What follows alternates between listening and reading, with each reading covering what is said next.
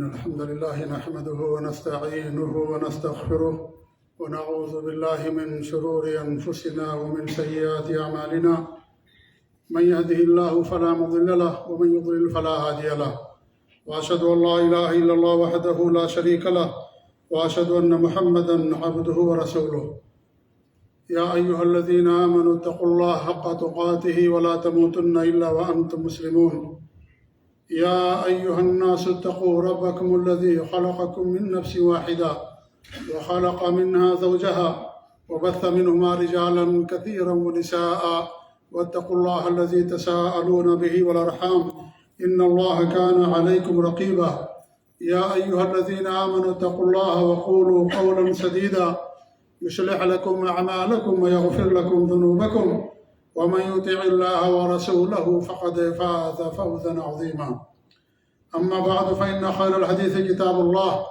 وخير الهدي هدي محمد صلى الله عليه وسلم وشر الأمور محدثاتها وكل محدثة بدعة وكل بدعة ضلالة وكل ضلالة في النار فأعوذ بالله السميع العليم من الشيطان الرجيم من همزه ونفخه ونفثه بسم الله الرحمن الرحيم فليحذر الذين يخالفون عن أمره أن تصيبهم فتنة أو يصيبهم عذاب أليم وقال في موضع آخر اليوم أكملت لكم دينكم وأتممت عليكم نعمتي ورضيت لكم الإسلام دينا وقال أيضا قل إن كنتم تحبون الله فاتبعوني يحببكم الله ويغفر لكم ذنوبكم والله غفور رحيم قل أطيعوا الله والرسول فإن تولوا فإن الله لا يحب الكافرين وقال رسول الله صلى الله عليه وسلم كما روت عائشة رضي الله تعالى عنها قالت قال رسول الله صلى الله عليه وسلم من عمل عملا ليس عليه أمرنا فهو رد وفي رواية أخرى من أحدث في أمرنا هذا ما ليس منه فهو رد. معزز و مکرم و محترم سامعین و حاضرین، ہمارے ملکوں میں جہاں بہت ساری بدعات نے جڑ پکڑ لیا ہے اور وہ بدعات بڑی دھوم دھام سے منائی جاتی ہے، اس کا بڑا اہتمام کیا جاتا ہے، اس کے لیے باقاعدہ تیاریاں کی جاتی ہیں، وہ ہے شعبان کی 15ویں رات جسے ہمارے ہاں شب برات کہتے ہیں۔ آج شعبان کی 9 تاریخ ہے اور یہ شعبان کی 15 تاریخ کوئی بدعت منائی جاتی ہے۔ اس کا اہتمام لوگ اس قدر کرتے ہیں کہ شب قدر سے بھی زیادہ لوگ اس کا اہتمام کرتے ہیں اور انتظار کرتے ہیں۔ شب قدر آتی ہے، گزر جاتی ہے، لوگوں کو پتہ تک نہیں چلتا ہے، لیکن جب یہ رات آتی ہے تو باقاعدہ مسجدوں کو سجایا جاتا ہے، قمقمے لگائے جاتے ہیں، بلکہ راستوں کو بھی قمقموں سے اور لائٹوں سے مزین کر دیا جاتا ہے، اور ایک بڑی تعداد میں لوگ مسجدوں کا رخ کرتے ہیں، مسجد میں جا کر کے نماز پڑھتے ہیں جماعت کے ساتھ، اور اجتماعی قبرستان کی زیارت کی جاتی ہے۔ عورتیں باقاعدہ کھانا بنا کر کے لے جاتی ہیں، وہ عورتیں جن کے شوہروں کا انتقال ہو چکا ہوتا ہے، اور وہ قبرستان میں جا کر کے پوری رات گزارتی ہیں، مرد بھی گزارتے ہیں، بچے بھی گزارتے ہیں۔ قبروں پر باقاعدہ پھول چڑھائے جاتے ہیں، جس طریقے سے کہ غیر مسلم اپنی سمادھی اور اپنی قبر پر پھول چڑھاتا ہے، اسی طریقے سے انہی کی نقالی میں اور انہی کی دیکھا دیکھی مسلمان بھی یہ ساری حرکتیں کرتے ہیں۔ عورتوں کا عقیدہ ہوتا ہے کہ ہمارے شوہروں کی روحیں آتی ہیں اور کھانا کھا کر کے جاتی ہیں، اسی لیے بہترین پکوان بنا کر کے باقاعدہ قبرستان میں عورتیں لے جاتی ہیں، اور نہ جانے کیا کیا چیزیں کی جاتی ہیں اس رات، اور اس قدر اس کا اہتمام ہوتا ہے کہ اللہ المستعان کس قدر شیطان نے لوگوں کو بدعت کی راہ پر لگا دیا ہے۔ لوگ اسی کے اندر نجات سمجھتے ہیں اور اپنی گناہوں کی مغفرت کا ذریعہ سمجھتے ہیں۔ فجر نماز نہیں پڑھیں گے، 5 وقتہ نماز کی پابندی نہیں ہے، لیکن جب یہ رات آئے گی تو اس رات ضرور نمازوں کا اہتمام کریں گے۔ ہمارے معاشرے میں بہت پایا جاتا ہے، اور اتنا اہتمام، اس کے لیے اتنی بھیڑ کہ اگر کوئی مسلم علاقہ ہے اور آپ اگر دوپہر سے پہلے نہیں نکل گئے تو اپنے گھر سے آپ نکل نہیں سکتے، راستہ جام ہو جاتا ہے، روڈ جام کر دیا جاتا ہے، ٹریفک جام ہو جاتی ہے، اس قدر بھیڑ ہوتی ہے۔ سب لوگ قبرستان کی طرف جاتے ہیں، عورتیں بھی ہیں، مرد بھی ہیں، سارے لوگ قبرستان کا رخ کرتے ہیں اور جا کر کے رات وہاں گزارتے ہیں۔ میرے بھائی، وہ ساری چیزیں دین کے اندر بدعت اور حرام ہے، ناجائز ہے یہ۔ اس کا نام لوگوں نے شب برات رکھا ہے، حالانکہ شب برات کا لفظ نہ قرآن میں آیا نہ حدیث کے اندر آیا ہے، اور اس کی اصل حقیقت میرے بھائیوں میں آپ لوگوں کو بتاؤں، اس سے پہلے بھی بتایا جا چکا ہے، چونکہ مناسبت ہے لہذا مناسبت سے بتانا ضروری ہے، کیونکہ وقت کی مناسبت کا خیال رکھتے ہوئے لوگوں کو نصیحت کیا جاتا ہے۔ یہاں بھی بہت سارے لوگ ہیں، مملکت سعودی عرب کے اندر بھی ہمارے ملک کے آئے ہوئے لوگ جو چپکے سے اپنے گھروں میں کیمپوں کے اندر مناتے ہیں۔ ابھی اس سے پہلے جو رات گئی ہے رجب کے مہینے میں، ہمارے یہاں رجب کی 27 تاریخ کو معراج مناتے ہیں۔ ہمارے پاس ایک صاحب نے فون کیا کہ لوگ جا کر کے کیمپوں کے اندر نماز پڑھ رہے ہیں، کون سی نماز ہے؟ ہم نے کہا بھائی چاند گرہن تو نہیں ہے؟ کہا کہ بہت سارے لوگ جا رہے ہیں نماز پڑھنے کے لیے، اور ان میں اکثر وہ لوگ ہیں جو کبھی نماز تک نہیں پڑھتے ہیں، وہی لوگ جا رہے ہیں نماز پڑھنے کے لیے۔ تو ہم نے غور کیا تو پتہ چلا کہ وہ شب معراج تھی، اس لیے لوگ رات کو جا کر کے نماز پڑھ رہے تھے۔ اللہ المستعان۔ دیکھیے، فرض نماز غائب، لیکن یہ نماز نہیں چھوٹنی چاہیے۔ یہ نماز اگر چھوٹ گئی تو گمراہی، اللہ کے رسول سے محبت کی دلیل لوگوں نے اسے بنا لیا، حالانکہ یہ شیطان سے محبت کی دلیل ہے، سنت سے محبت کی دلیل نہیں ہے۔ اللہ کے رسول کی سنت سے محبت کی دلیل کا ضابطہ اللہ نے بتا دیا، قل ان کنتم تحبون اللہ فاتبعونی، اگر اللہ سے محبت ہے میری اتباع کرو، میری پیروی کرو، اللہ تمہیں اپنا محبوب بنا لے گا، تمہارے گناہوں کو معاف کر دے گا۔ اللہ معاف کرنے والا، رحم کرنے والا ہے۔ قل اطیعوا اللہ والرسول، اے نبی فرما دیجیے اللہ کی اطاعت کرو، رسول کی اطاعت کرو۔ فَإِن تَوَلَّوْا، اگر تم نے اعراض کیا نبی کی اطاعت سے، اللہ تعالیٰ کی اطاعت سے، فَإِنَّ اللَّهَ لَا يُحِبُّ الْكَافِرِينَ، اللہ کافروں کو پسند نہیں کرتا ہے۔ اللہ کے رسول کی اطاعت سے روگردانی، اللہ اور اس کے رسول کی اطاعت کو چھوڑ دینا، یہ کفر ہے، یہ شیطان کی راہ ہے، اس سے شیطان خوش ہوتا ہے۔ تو لوگوں کو لگا دیا ہے شیطان نے، ایک رات عبادت کر لوگے سارے گناہوں کو اللہ معاف کر دے گا۔ لوگوں کو آسانی چاہیے، دن میں 5 مرتبہ نماز پڑھنا پڑتا ہے، بڑی محنت کرنی پڑتی ہے، پاک و صاف رہنا پڑتا ہے۔ زندگی میں ایک بار کر لیجئے نماز، سیدھے جنت کے اندر چلے جائیں گے۔ کیا ضرورت ہے 5 وقت نماز پڑھنے کی، اپنے آپ کو محنت کرنے کی؟ کیا ضرورت ہے؟ تو میرے بھائی، شیطان نے اس طریقے سے لوگوں کو بدعت کی راہ پر لگا رکھا ہے کہ افسوس ہوتا ہے۔ شب قدر کتنی فضیلت ہے شب قدر کی، ایک رات کی عبادت 1000 مہینے کی عبادت سے بہتر ہے، لیکن جب شب قدر آتی ہے ہماری مسجدیں خالی رہتی ہیں، مسجدوں میں کوئی جاگنے والا نہیں ملے، گھروں کے اندر بھی کوئی نہیں جاگتا، کوئی اس کا اہتمام نہیں کرتا، جبکہ قرآن شاہد ہے اس کی فضیلت اور اس کی اہمیت پر، لیکن اس کا کوئی اہتمام ہمارے ملک کے اندر نہیں ہوتا۔ کس کے اندر لوگ زیادہ چاق و چوبند رہتے ہیں؟ جو بدعات اور خرافات، عید میلاد النبی اور اس طریقے سے شب برات، شب معراج اور نہ جانے کیا کیا بدعات لوگوں نے ایجاد کر رکھی، اس کے اندر پہلی صف کے اندر نظر آئیں گے اور آگے آگے نظر آئیں گے اور اپنے آپ کے مسلمان ہونے کا ثبوت مہیا کریں گے۔ میرے بھائیوں، یہ سراسر حرام ہے۔ یہ شب برات کی کوئی حقیقت نہیں ہے، یہ سب ہمارے ملکوں کے اندر ایجاد کی ہوئی بدعات میں سے ایک بڑی بدعت ہے جسے لوگوں نے بنا رکھا ہے، اور اگر اس کی گہرائی میں آپ جائیں گے، حقیقت میں اور اس کی اصل پر غور کریں گے تو معلوم پڑے گا کہ یہ رافضیوں اور شیعوں اور جو دشمنان صحابہ ہیں، اسلام اور مسلمانوں کے دشمن ہیں، ان کی ایجاد کردہ یہ بدعت ہے۔ وہ لوگ شب برات کیوں کہتے ہیں؟ شب برات کا معنی ہوتا ہے بیزاری والی رات۔ برات کہتے ہیں بیزاری، لا تعلقی، کسی سے تعلقات توڑ لینا، اس کو برات کہا جاتا ہے عربی زبان میں۔ بارات نہیں ہے جو ہمارے یہاں شادی میں جاتے ہیں، بارات نہیں، برات۔ برات مطلب بیزاری، قطع تعلقی، تعلقات کو توڑ لینا، اس کو برات کہا جاتا ہے۔ قرآن میں ایک سورت ہے، اس کا نام برات ہے، اس کا نام سورہ توبہ بھی ہے۔ اس کا پہلا لفظ ہے براءۃ من اللہ ورسولہ، اللہ اور اس کے رسول کی طرف سے بیزاری کا اعلان کیا جا رہا ہے۔ کن لوگوں کے لیے؟ جو اللہ اور اس کے رسول پر ایمان نہیں لاتے، کفر کرتے ہیں۔ تو برات مانے بیزاری، قطع تعلقی۔ شب مانے رات، شب یہ فارسی لفظ ہے، تو بیزاری والی رات کیوں کہتے ہیں؟ کبھی آپ نے غور کیا ہے؟ کیا قرآن میں کہا گیا حدیث کے اندر کہ اللہ تعالیٰ اس رات لوگوں کو جہنم سے آزاد کرتا ہے؟ کیا اللہ تعالیٰ جو ہے غیر مسلموں سے یا کفار و مشرکین سے بیزاری کا اعلان کرتا نہیں؟ اس رات کی کوئی فضیلت، اس رات کے تعلق سے کہ جہنم سے آزادی کے تعلق سے کوئی حدیث نہیں آتی ہے۔ تو کیوں اس کو کہا گیا شب برات؟ کیوں لوگوں نے اس کا نام شب برات رکھا؟ یہ جاننے کا مسئلہ ہے، جاننا چاہیے کہ ہمیں شب برات اس کو کیوں کہا جاتا ہے۔ اس کی حقیقت یہ ہے کہ شعبان کی 14ویں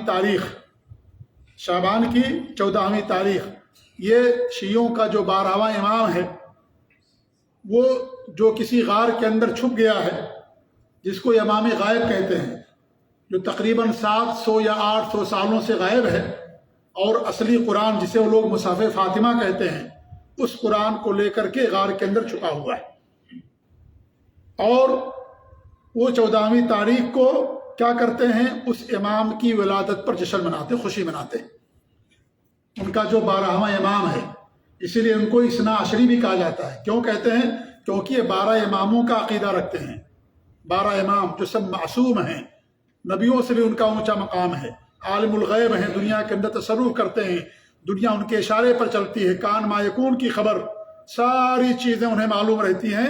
یہ ائمہ کے بارے میں روافض کا عقیدہ ہے، یہ سب ان کی کتابوں کے اندر درج ہے، ان میں ایک لفظ بھی میں اپنی طرف سے نہیں کہتا۔ اللہ تعالیٰ قیامت کے دن مجھے پکڑے گا اگر کسی پر بھی الزام لگاؤں میں، چاہے ہمارے دشمن ہی کیوں نہ ہو، چاہے اپنے ہی کیوں نہ ہو۔ اللہ نے ہمیں حکم دیا کہ اگر دشمنی بھی ہو تو عدل سے کام لینا چاہیے، دشمنی تمہیں اس بات پر نہ ابھارے کہ ان کے بارے میں تم زیادتی کر جاؤ اور عدل نہ کرو۔ عدل سب کے ساتھ کرنا ضروری، ہر ایک کے ساتھ، دشمن ہے تو بھی، اپنا ہے تو بھی عدل اور انصاف ضروری۔ یہ سارے عقائد ان کی کتابوں کے اندر لکھے ہوئے ہیں۔ الغرض ان کا 14واں امام شعبان کی 14ویں تاریخ کو پیدا ہوا، اس کی ولادت پر جشن مناتے ہیں، اور شعبان کی 15 تاریخ کو شب برات مناتے ہیں۔ کیوں شب برات مناتے ہیں؟ کیونکہ ان کے عقیدے کے مطابق ان کا امام اصلی قرآن مصحف فاطمہ لے کر کے غار کے اندر چھپ گیا ہے، اور یہ غار بھی عراق کے اندر پائی جاتی ہے۔ ہمارے بہت سارے بھائیوں نے بتایا کہ جب وہ وہاں تھے تو باقاعدہ غار جا کر کے دیکھا انہوں نے، جہاں پر وہ چھپا ہوا ان کے عقیدے کے مطابق، اور وہاں پر بھیڑ لگی رہتی ہے، باقاعدہ فتوے اندر سے مہر لگ کر کے آتے ہیں، لوگ ہیں، کمیٹی اندر موجود ہے، لوگوں کو دھوکہ دیتے ہیں، جیسے مزاروں پر لوگوں کو دھوکہ دیتے ہیں، ایسے وہاں بھی لوگوں کو دھوکہ دیتے ہیں، مہر لگا کر بھیجتے ہیں کہ فتویٰ آیا ہے امام غائب کی طرف سے۔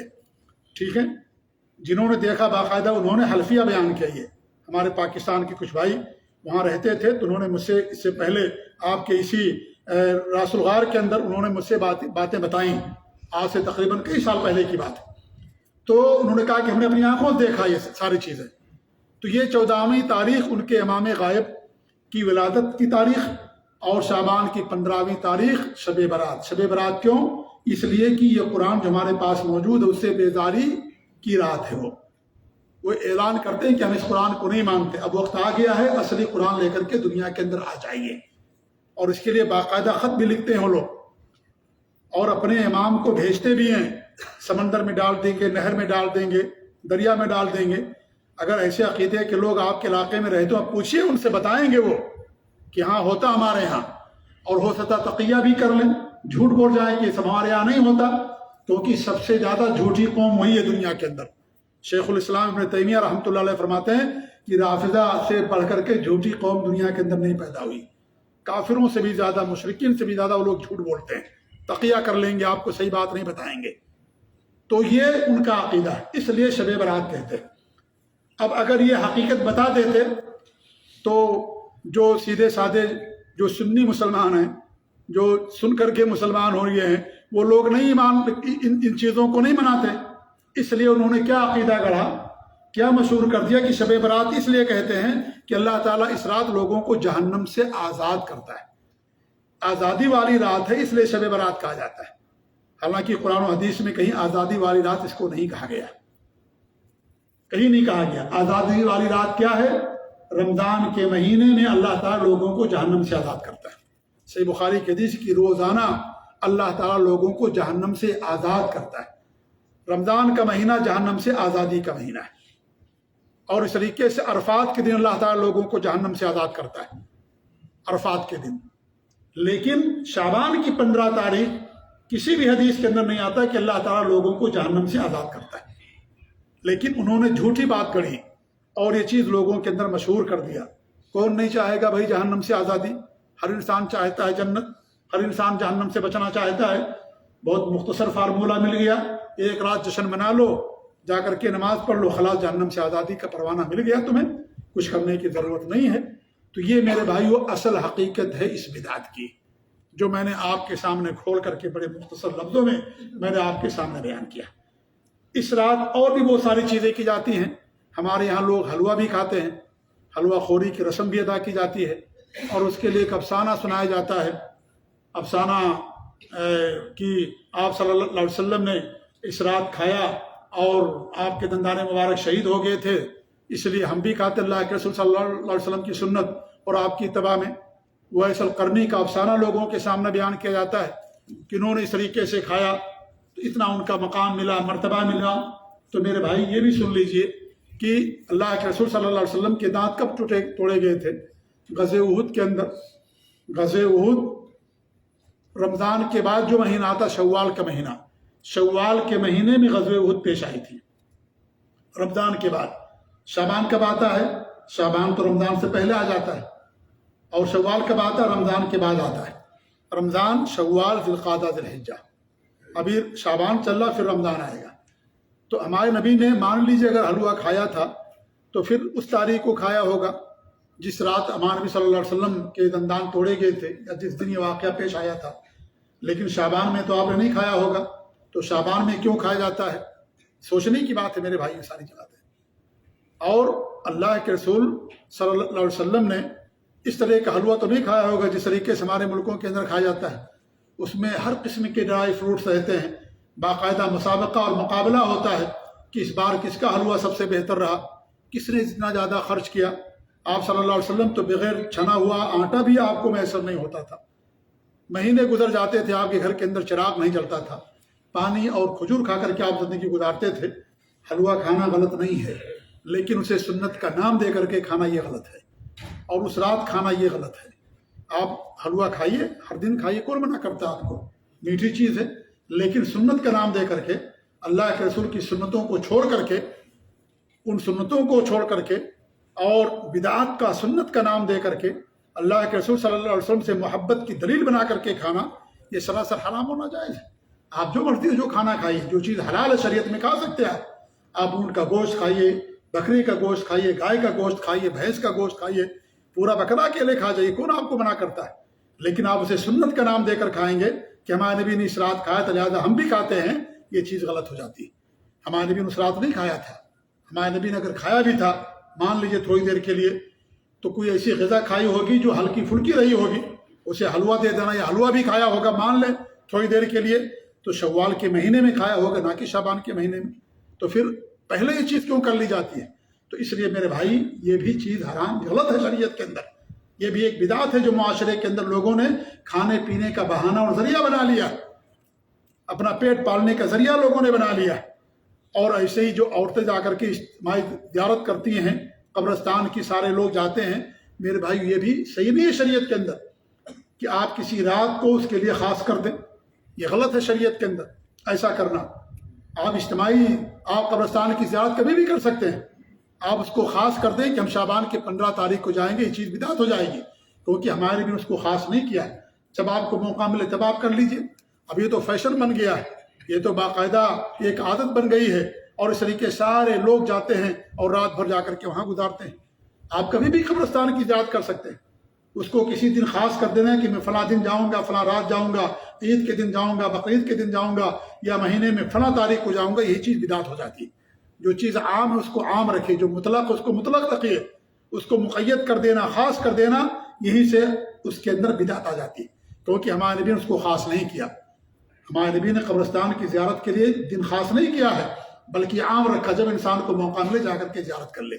اور اب تو زیارت نہیں کی جاتی ہے، لوگ تو باقاعدہ جا کر کے وہاں پر جشن کرتے ہیں اور فیشن بناتی ہیں عورتیں، نئے نئے کپڑے پہن کر کے، اور اس طریقے سے اچھے اچھے کھانے بنا کر کے پکنک بنایا جاتا. باقاعدہ آئیں گی تصویریں آپ دیکھیں گے سوشل میڈیا پر کہ جو ہے رات بھر کس طرح لوگ وہاں جاگتے ہیں اور کس طریقے سے قبروں کو سجایا جاتا ہے پھولوں کے ذریعے سے.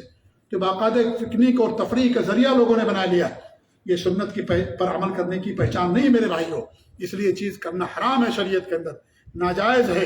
اللہ کے رسول نے فرمایا ہے، ایک مثال دے کر سمجھاؤں میں آپ کو. جمعہ کے دن سورہ کہف پڑھنے کی فضیلت ہے، اس لیے کہ ہمارے نبی کی حدیث ہے، ہم اس کو پڑھیں گے. ہمارے نبی نے فرمایا کیا جائے گا اس کو. لیکن اس کے علاوہ کسی اور دن اگر آپ خاص کر دیں گے کہ میں بھی ہر بدھ کو میں سورہ کہف پڑھوں گا جمعہ کو چھوڑ کر کے، یہی چیز غلط ہو جائے گی. جب آپ کو موقع ملے پڑھ لیجئے، لیکن جس دن کی فضیلت ثابت ہے اس دن آپ کریں گے، وہ چیز سنت سے محبت کی دلیل ہوگی.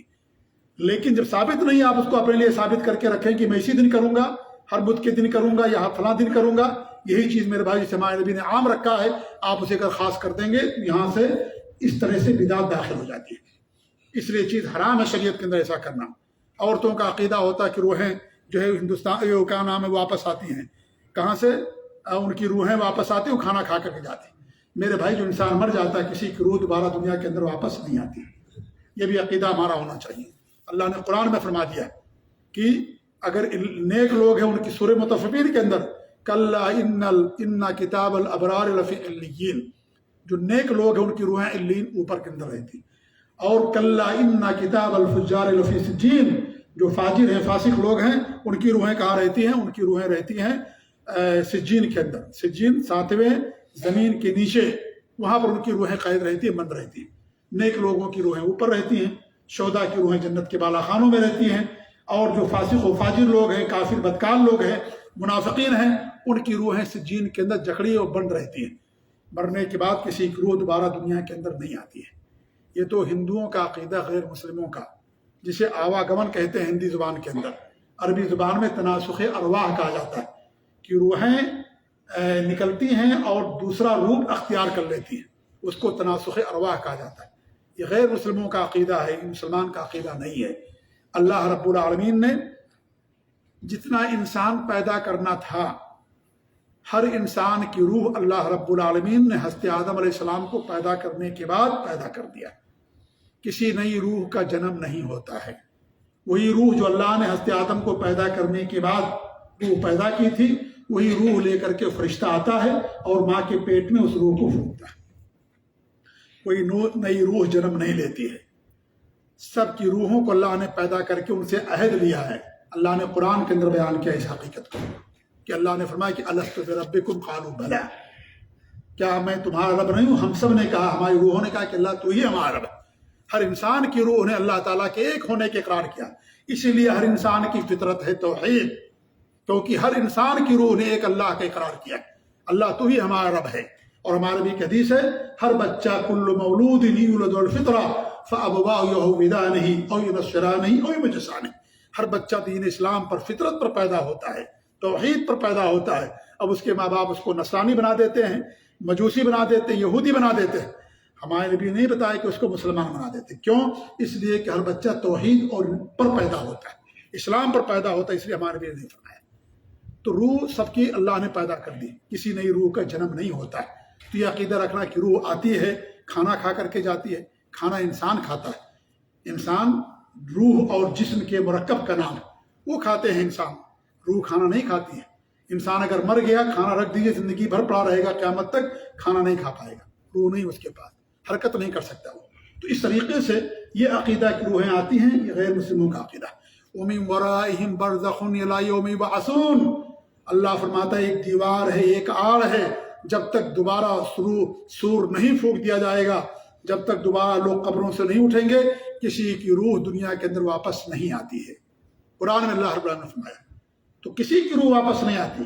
یہ بے عقیدگی ہے اور بدعقیدگی کی انتہا ہے کہ غیر مسلموں کا لیا ہوا عقیدہ اس پر پالش کر کے اسلام کا نام لے کر کے مسلمانوں کے اندر داخل کر دیا کہ سب کی روحیں آتی اور کھانا کھا کر کے جاتی. اس لیے میرے بھائی ساری چیزیں بدعات ہیں، خرافات ہیں. علماء نے ان کی بدعات ہونے کی باقاعدہ فتویٰ دیا ہے. شیخ امام مفتی ابن باز رحمۃ اللہ علیہ، شیخ امام علامہ ابن عثیمین رحمۃ اللہ علیہ، بڑے بڑے علماء، بڑے بڑے ائمہ کرام یہاں کے اور دیگر ملکوں نے ان سے پوچھا گیا، کہا کہ کل سب کے سب بدعات ہیں، یہ ناجائز اور حرام ہے. کرنا جائز نہیں ہے یہ جو ساری چیزیں شب برات کے دن یا اس رات لوگ کرتے ہیں۔ تو میرے بھائیوں سنت سے پیروی کیجیے۔ اللہ کے سوک حدیث من احدث فی امرنا ھذا ما لیس منہ فہو رد، جس نے نئی چیز پیدا کی اس دین کے اندر وہ مردود ہے، اللہ اسے قبول نہیں کرے گا، اللہ اسے قبول نہیں کرے گا۔ ہمارے لیے سنت کافی ہے، ہمارے لیے سنت کافی ہے۔ بدعت یہ چور دروازہ ہے کفر کا، شیطان بدعت سے زیادہ خوش ہوتا ہے، ابلیس کو زیادہ خوشی بدعت سے ہوتی ہے، اس لیے بدعت سے توبہ کیجیے۔ بدعتیوں کو اللہ کے رسول صلی اللہ علیہ وسلم قیامت کے دن اپنے حوض سے بھگا دیں گے، اس لیے سنت کی راہ کو اپنائیے۔ سنت کی راہ کشتی نوح ہے، یہ سفینۃ نوح ہے، یہ جو نوح کی کشتی میں سوار ہو گیا تھا اسے نجات مل گئی تھی پانی سے۔ جو سنت کی کشتی میں سوار ہوگا اسے شرک سے اور جہنم سے نجات مل جائے گی۔ اس لیے سنت یہ سفینہ نجات سنت کی پابندی کیجیے، سنت پر عمل کیجیے۔ اللہ نے دین کو مکمل کر دیا، دین کے اندر کسی نئی چیز کی گنجائش نہیں ہے۔ الیوم اکملت لکم دینکم واتممت علیکم نعمتی ورضیت لکم الاسلام دینا، دین مکمل ہو گیا، اب اس میں ایک قطرے کی گنجائش نہیں ہے۔ پانی بھرا ہوا ہے، اگر گلاس ایک قطرہ بھی ڈالو گے پانی باہر چلا آئے گا، اس لیے اس کے اندر نئی چیز مت پیدا کیجیے۔ ہمارے لیے دین کافی، وہ دین جو اللہ نے اپنے نبی کو دیا تھا، جس دین پر نبی چل کر کے آپ کے صحابہ چل کر کے جنت کے حقدار بنے، ہم بھی اسی پر چل کر کے جنت کے انشاءاللہ حقدار بنیں گے۔ اگر نئی چیز پیدا کریں گے یہ گمراہی ہوگی، گمراہی انسان کو جہنم کے اندر لے جانے والی۔ فَلْيَحْذَرِ الَّذِينَ يُخَالِفُونَ عَنْ أَمْرِهِ أَن تُصِيبَهُمْ فِتْنَةٌ أَوْ يُصِيبَهُمْ عَذَابٌ أَلِيمٌ، جو اللہ کے رسول کے حکم کی مخالفت کرتے ہیں، روگردانی کرتے ہیں، انہیں اللہ سے ڈرنا چاہیے کہ فتنے سے دو چار ہو جائیں یا دردناک عذاب آ کر کے ان کو پکڑ لے۔ یہ عذاب جو ہے آج ہمارے پاس، یہ بدعتوں پر عمل کرنے کا نتیجہ ہے، ہمارے گناہوں کا نتیجہ ہے، ہماری بدعمالیوں کا نتیجہ ہے۔ اس لیے تمام چیزوں سے توبہ کریں، روئیں اللہ تعالیٰ سے، بدعات کو چھوڑیں اور سنت کو اپنائیں۔ سنت میرے بھائیوں ہمارے لیے کافی ہے۔ اللہ تعالیٰ سے دعا ہے کہ اللہ رب العالمین ہمیں ہر طرح کی بدعات سے محفوظ رکھے، اللہ ہمیں سنتوں پر عمل کرنے کی توفیق دے، اللہ رب العالمین ہمیں اپنے نبی کی سنت پر قائم رکھے، توحید پر قائم رکھے، ہماری وفات ہماری زبان سے کلمہ توحید جاری ہو، اور وہ بات بعد اللہ رب العالمین ہمیں ہر قبر کے عذاب سے، جہنم کے عذاب سے محفوظ رکھے، آمین۔ بارک اللہ لی ولکم فی القرآن العظیم ونفعنی وإیاکم بالآیات والذکر الحکیم، انہ تعالی جواد کریم ملک بر رؤوف رحیم۔